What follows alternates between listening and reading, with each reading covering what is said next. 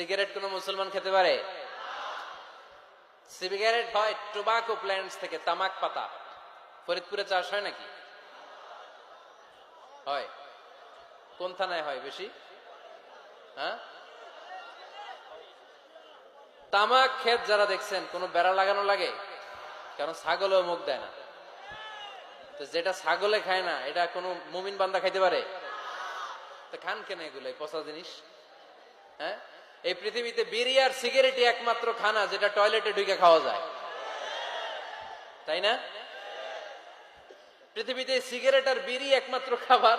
রাগ করবেন না, যারা খান রাগ করেন না, আবার একটু কমন সেন্সটা কাজে লাগানোর জন্য, চিন্তার জন্য বলতেছি।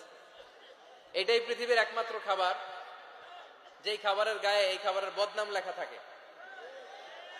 স্মোকিং কজেস ক্যান্সার, ধূমপান কর্কট রোগের কারণ, ধূমপান স্বাস্থ্যের পক্ষে ক্ষতিকারক, লেখা থাকে না? আচ্ছা ধরেন ফরিদপুরের একটা কোম্পানি নতুন চানাচুর বের করছে, ওই চানাচুরের গায়ে লেখা এই চানাচুর খাওয়ার 1 ঘন্টার মধ্যে বমি শুরু হবে আর ডায়রিয়া হবে। খাবেন? কি কইবেন? তুই খা। দোকানদারে কি কইবেন?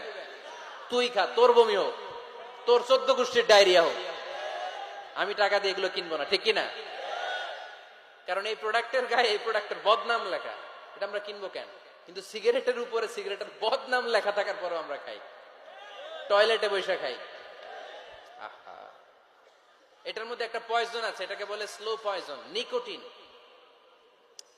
এটা আপনার লাং, ফুসফুসকে শেষ করে দিবে, স্লো পয়জন। সিগারেট খাওয়া অনেকটা আত্মহত্যা শামিল। বিষ খেলে সাথে সাথে মরে, সিগারেট খেলে ধুকে ধুকে মরে।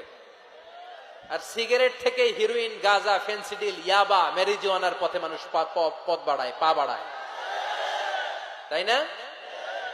এগুলো খাবেন না। ওয়ালা তুলকু আইদিকুম ইলা তাহলুকা, নিজে নিজেকে স্বেচ্ছায় ধ্বংসের দিকে ঠেলে দিও না। জীবনটা অনেক সুন্দর, জীবনটা অনেক রঙিন, আল্লাহর দেয় জীবনটাকে উপভোগ করার দরকার আছে না নাই?